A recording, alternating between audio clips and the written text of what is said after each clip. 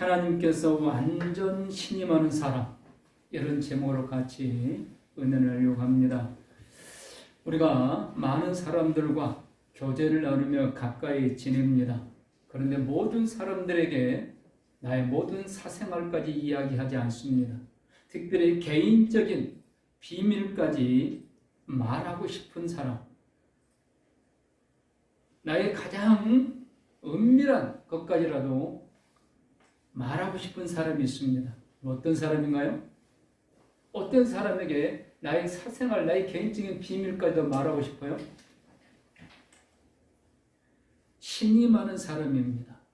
내가 그 사람을 신임한다면 그 사람이 친구가 됐든 후배가 됐든 선배가 됐든 직장 동료가 됐든 심지어는 목회자일지라도 내가 신임한다면 나의 개인적인 비밀까지도 말하고 싶을 겁니다.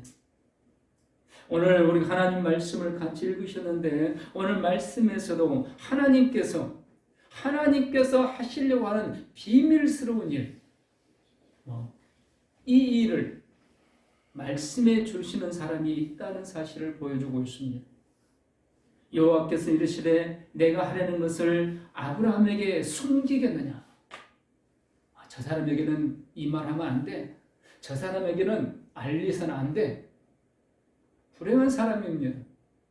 그런데 오늘 하나님도 그렇다는 겁니다. 하나님께서도 하나님 믿는 우리 성도들을 대하실 때 이 사람에게는, 이 성도에게는 이 정도만, 이 성도는 이것까지만.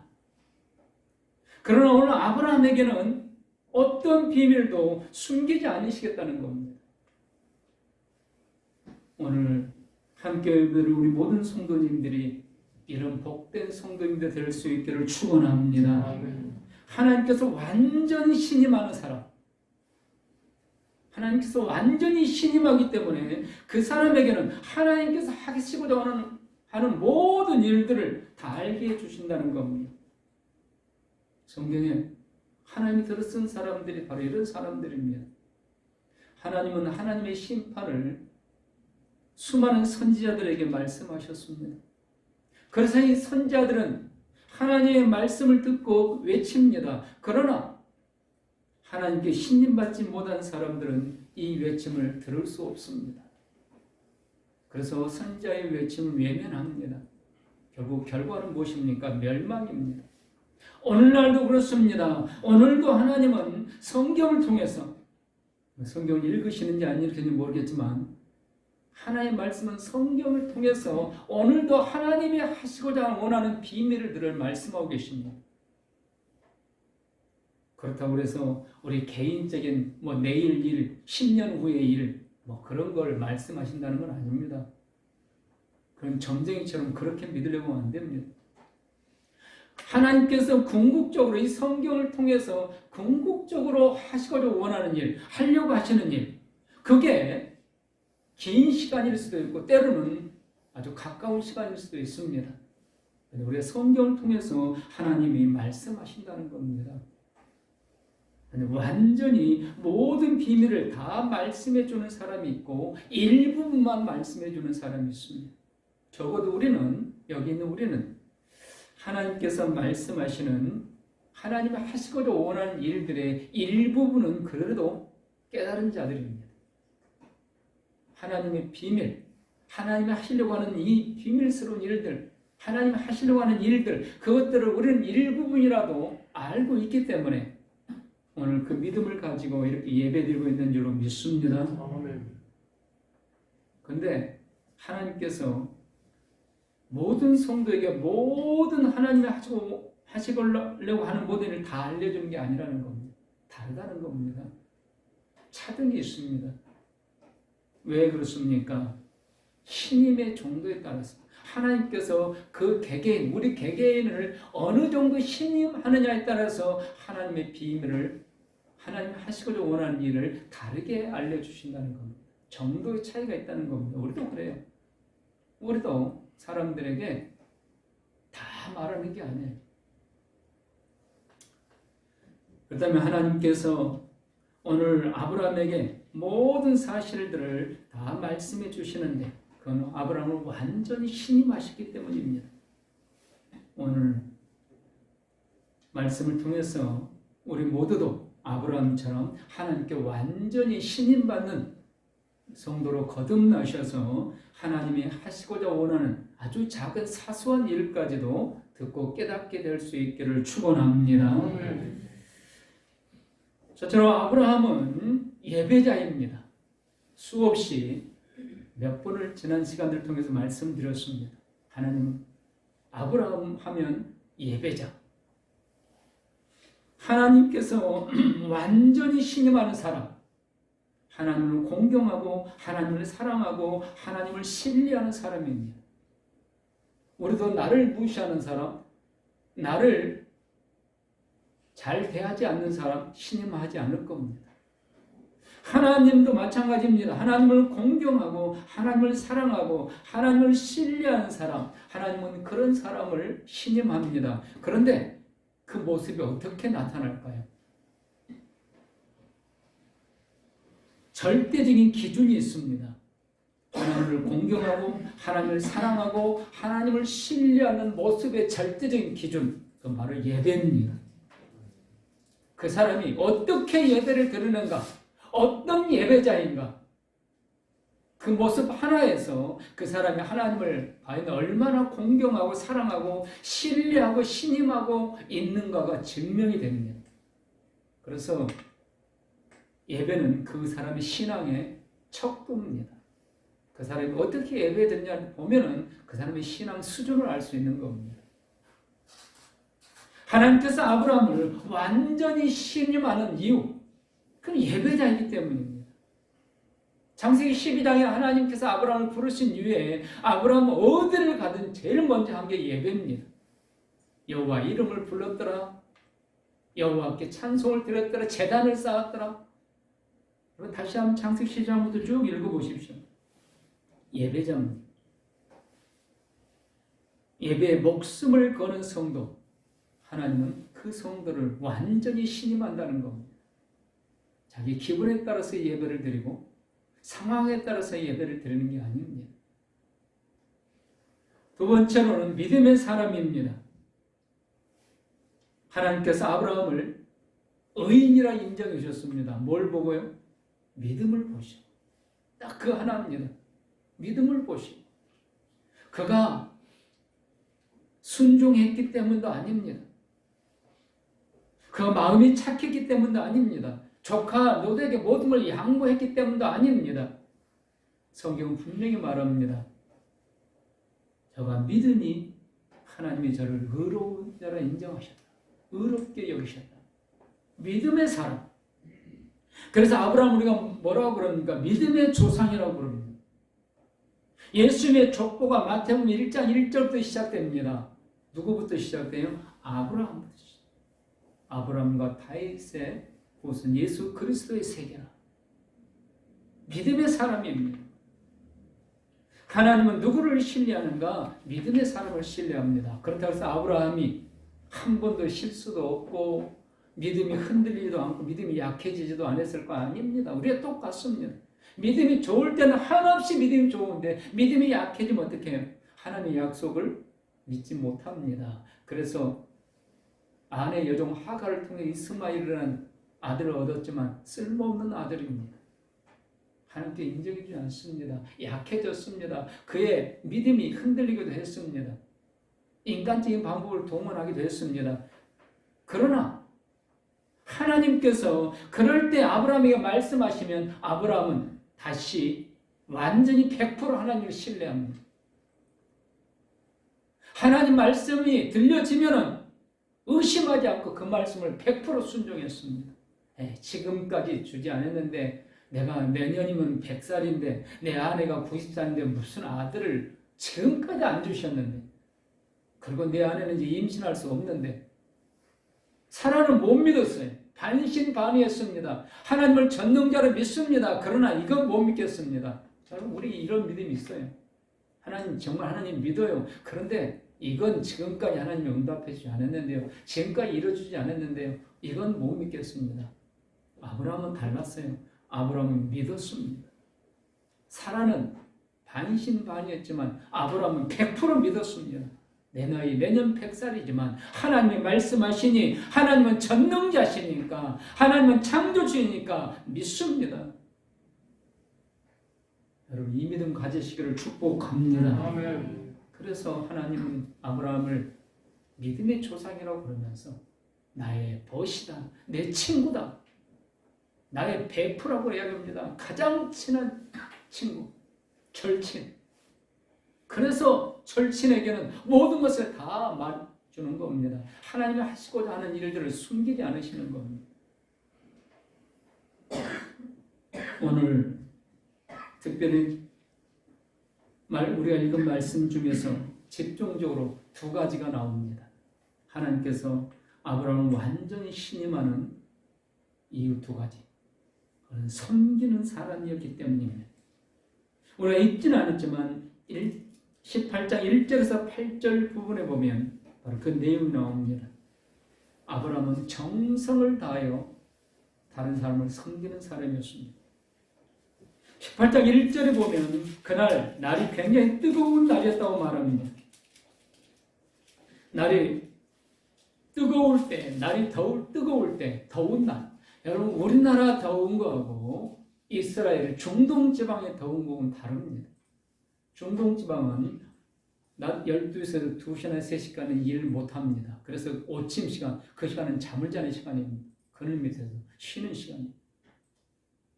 그 뜨거울 그 시간, 바로 그 뜨거운 그 시간에 그 뜨거운 태양빛 아래 3명의 나그네가 지나간 나그네가 눈에 보이는 겁니다. 아브라함은 그들 향해 달려나갔습니다. 여기 달려나갔다고 표현하고 있습니다. 대부분 어지간한 사람이면 기다리고 있거나 아니면 외면했을 겁니다. 뜨거운 시간에 나도 더운데 지나간 나그네를 집에 모셔가지고 대접해야 된다. 귀찮은 일이에요. 싫은 일이에요. 물질적인 그 문제가 아닙니다. 그 자체가 내 자신도 더워 땀이 막 줄줄 흐르는데 큰 다른 사람을 대접하기 위해서 달려나가서 용접한다. 또한 몸을 땅에 굽혔다고 그랬습니다. 존경의 표현입니다. 지나가는 나그네 앞에 마치 위대한 왕이나 군주를 만난 것처럼 그 앞에 땅에 몸을 굽힙니다. 그리고 그들을 뭐라 부릅니까? 내 주여 이렇게 부릅니다. 여러분 분명히 지금 이 장면은요, 이들이 하나님이고 천사인 걸 모릅니다. 지나가는 나그네라고 분명히 표현하고 있습니다.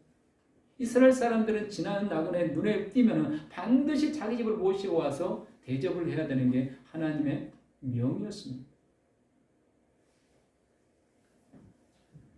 내 주여라고 부를 뿐만 아닙니다. 그들을 나무 그늘 아래로 안내하고 있다고 표현하고 있습니다. 그리고 그들을 발을 씻게 합니다. 음식을 준비하는데요, 그냥 대충 있는 것으로 적당하게 대접하는 게 아닙니다. 기름지고 좋은 양을 잡았습니다. 지나간 나그네, 그리고 식사를 하는 동안 모셔 섰다 종들이 주인에게 수종 들듯이. 이게 아브라함이었습니다.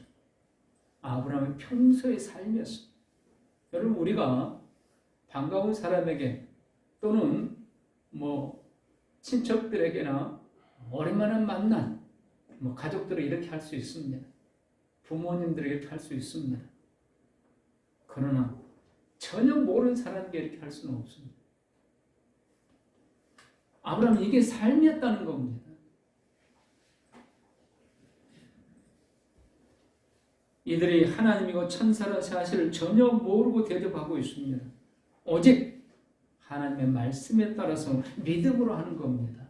그래서 믿음으로 하지 않는 모든 것은 죄라고 이야기하고 있습니다. 히브리서 기자는 분명하게 이때 아브라함을 해석해서 표현해 줍니다. 저가 부지 중에 천사를 대접했다.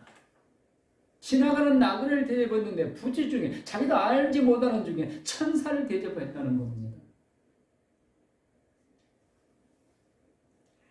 우리 모두가 이렇게 믿음으로 정성을 다하여 섬기는 성도들이 될 수 있기를 주님의 이름으로 축원합니다. 아멘. 하나님이 신임하는 사람이라는 겁니다.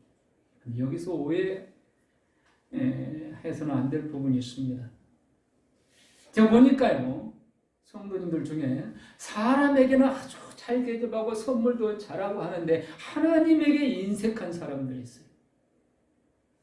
여러분 어떻게 생각하세요? 뭐 하나님이 복을 주느냐 아니냐 그걸 떠나서 이건 뭔가 좀 문제가 있다고 생각이 안 되십니까? 제가 많이 봤어요. 청년들 중에서도 보고 청년들 중에서도 그 청년들 20명, 30명 막 식사 대접 잘합니다. 그런데 11조도 안 하고 감사금도 안 하고 헌금 전혀 안 하는 그런 청년들도 있었어요. 많아요. 근데 성도님들도 있습니다.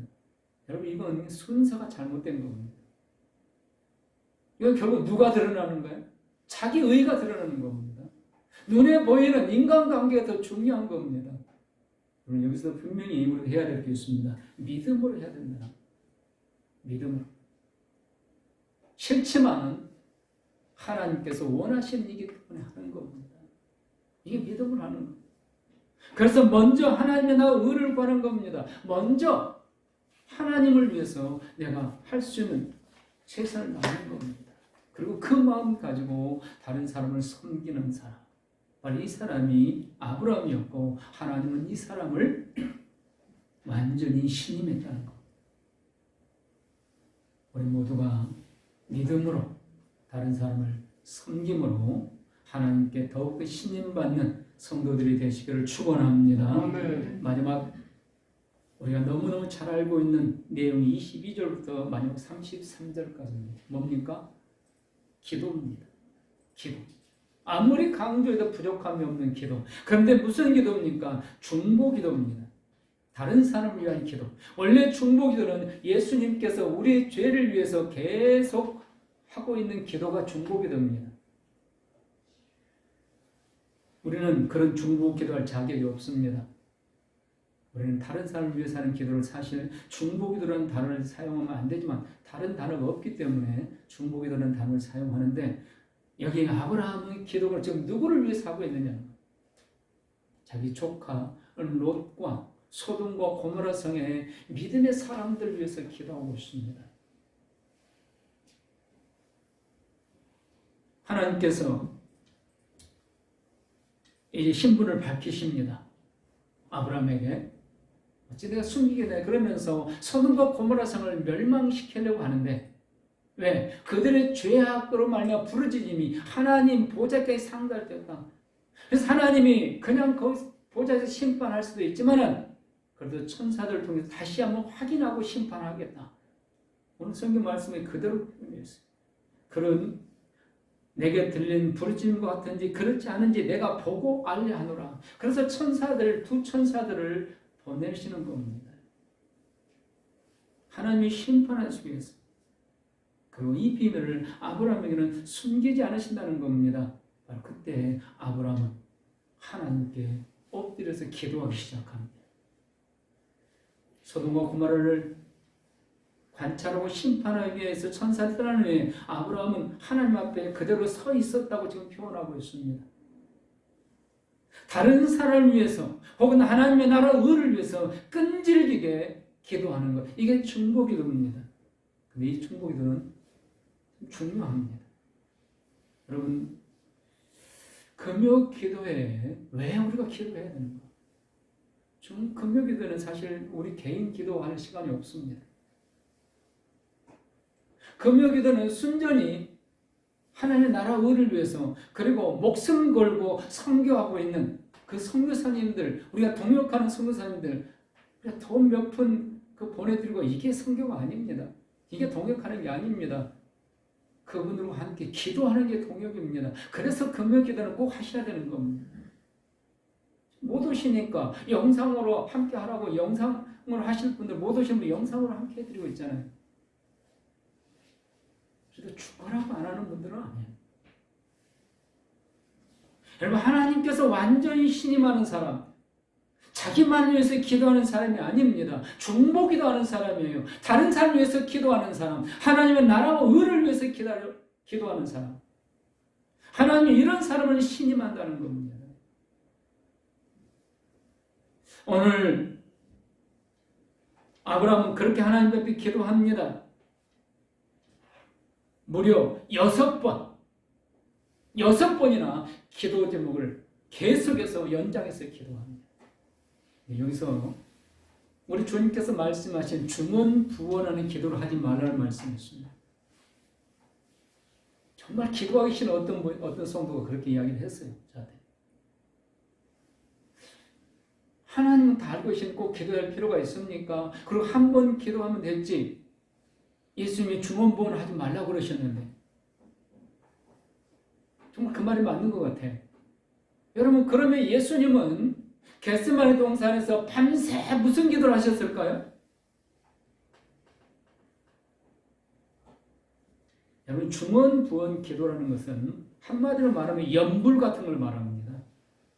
미신 믿는 사람이 주문을 외우는 거 있잖아요. 그게 중언부언입니다. 근데 성도들끼리도 그렇게 기도하는 분도 있어요. 그냥 의미도 없는 말을 계속 되풀이하는. 이게 교회 안에, 사실 우리 기독교 안에 관상기도라고 침투해 있습니다. 어떤 말을 만들어서 그걸 계속해서 하게 만드는 겁니다.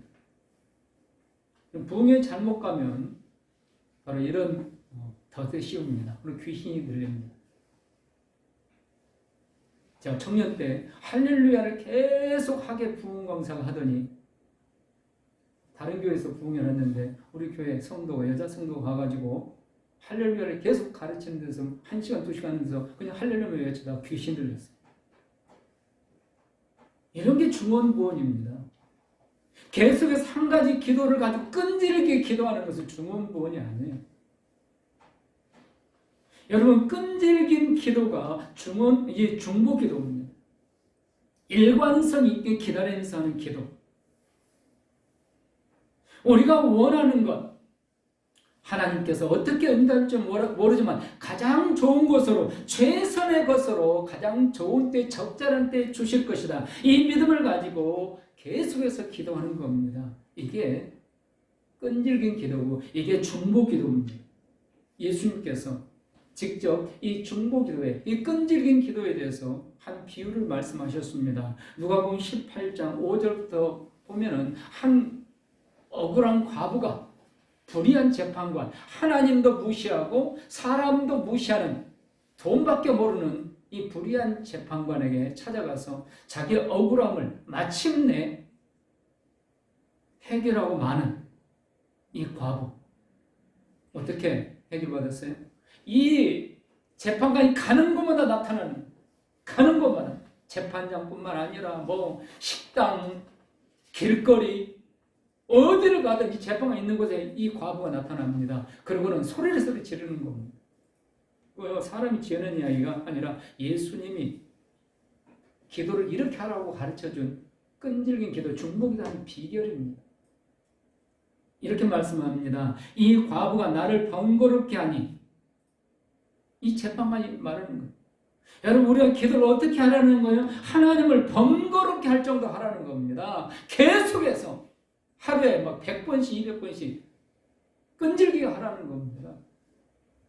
내가 그 원한을 풀어주리라. 그렇지 않으면 늘 와서 나를 괴롭게 하리라. 하나님을 괴롭게 하도록 기도하라는 겁니다. 주께서 또 이르시되, 우리 주님이 말씀하십니다. 불의한 재판장이 많은 걸 들으나 하물며 하나님께서 그 밤낮 부르짖는 택하신 자들의 원한을 풀어주지 아니하시겠느냐. 그들에게 오래 참으시겠느냐. 이 역설법입니다. 오래 참지 않으신다는 겁니다. 반드시 원한을 들어주신다는 겁니다. 여러분, 이렇게 기도하시고 나서 하나님이 응답하지 않는다고 불평을 하셔야지, 기도는 이렇게 해보지도 않으시면서 그냥 기도 10분도 못하고 30분도 못하고 1시간도 못 해놓고 하나님은 내 기도를 응답하는 줄 아닙니다. 이건 중보기도가 아닙니다. 하나님이 신임하는 사람이 될 수 없는 겁니다. 여러분, 예수님이 겟세마네 동산에서 마지막 기도하시는데 땀이 땀이 쏟아지는데 핏방울이 되도록. 우리 이렇게 기도 못합니다. 땀이 흘리도록이라도 기도해 보셨습니까? 내 몸에 막 땀이 날 정도로 기도해 보셨어요? 예수님은 이렇게 기도하셨는데, 여러분 정말 끈질기게 기도하면요, 정말 죽을 둥 살 둥 기도하면 몸에서 땀 납니다. 저는 청년 때 눈 오는 겨울에 산에 올라가서 정말 아무것도 몰랐을 때 그렇게 기도해야 된다고 그래서 산에 올라가서 막 눈이 오는데 기도했는데 제 주위에 눈이 하나도 없었어요. 다 녹아가지고. 요즘 제가 그렇게 기도 못하고 있습니다. 끈질기게 기도해야 돼요. 끈질기게. 우리는 이 끈질긴 기도하면 야곱과 야곱이 생각날 겁니다. 당신이 나를 축복하기 전에는 절대로 놓지 않겠습니다. 여러분 그 사람이 천사인지 하나님인지 몰랐어요. 지나가는 사람 붙들고 씨름하는 겁니다. 지나가는 사람이라도 나를 축복해달라고. 그를 붙들고 씨름했습니다. 밤새 씨름하는 거예요. 그의 척추뼈가 부러졌습니다. 피곤해서 기도 못하고 힘들어서 기도 못하고 지쳐서 기도 못하고 하나님께 신임받는 사람이 되고 싶다면 정말 피곤도 이겨내고 야곱이 자기 척추뼈가 부러져도 붙들고 매달리고 기도했는데 우리도 그렇게 기도해야 한다는 겁니다.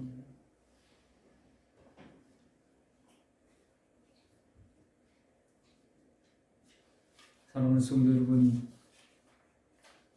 하나님은 오늘도 하나님께서 신임하고 하나님이 하시기를 원하는 그 모든 일들을 다 낱낱이 이야기하고 그 사람을 통해서 하나님의 일들을 이루기 원하는 사람들을 찾고 있다는 사실을 기억하셔야 됩니다.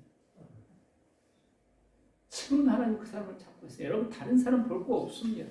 하나님과 나와의 관계예요. 예배돼요. 다른 사람과 상관없어요. 10만 명이 예배를 드려도 그러니까 그 분위기 자체가 아무리 뜨거워도 내가 하나님과 1:1 예배가 안 되면 소용없는 거예요. 나 혼자 예배를 드린다 할지라도 서너 명 모인 그런 개척교회 예배를 드린다 할지라도 내가 하나님과 1:1 관계에서 예배가 올바로 이루어진다면 하나님은 그 사람을 신임하신다는 겁니다. 말씀을 마칩니다. 신약 성경 사도행전 10장에 고넬료라는 사람이 나옵니다. 이 사람은 로마에서 파송된 군인 백부장입니다. 당시에 로마 군대는요, 주의 모든 나라들을 무자비하게 진압을 했습니다. 침략해서 진압하고 그리고 그 나라를 통치하기 위해서 군인들을 파송해서 군인들이 그 나라를 통치합니다. 바로 그 포악한 군인들, 그들의 포악함은 말로 할 수 없습니다. 표현하지 못할 정도입니다. 그런데 그 포악한 군인들을 관리하는 백부장, 100명의 부하를 둔 백부장이 바로 고넬료라는 사람입니다. 포악한 100명의 군인을 통치할 정도니까 이 고넬료라는 사람도 어지간한 사람이라는 것을 우리가 알 수 있습니다. 그런데 이 고넬료에게 놀랍게도 하나님의 환상이 임하게 됩니다.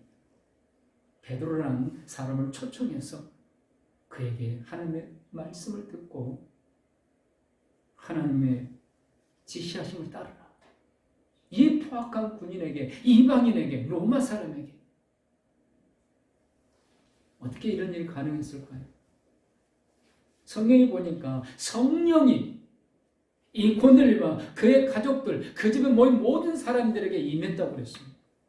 그리고 그 집에 있던 모든 사람들이 다 세례를 받고 구원받게 됩니다. 이게 어떻게 가능했는가? 사도행전 10장 1절부터 4절까지 말씀하고 있습니다. 가이사라에 고넬료를 하는 사람이 있으니 이달리아 부대라는 군대의 백부장이라 그가 경건하여 온 지방과 더불어 하나님을 경외하며 백성을 많이 구제하고 하나님께 항상 기도하더니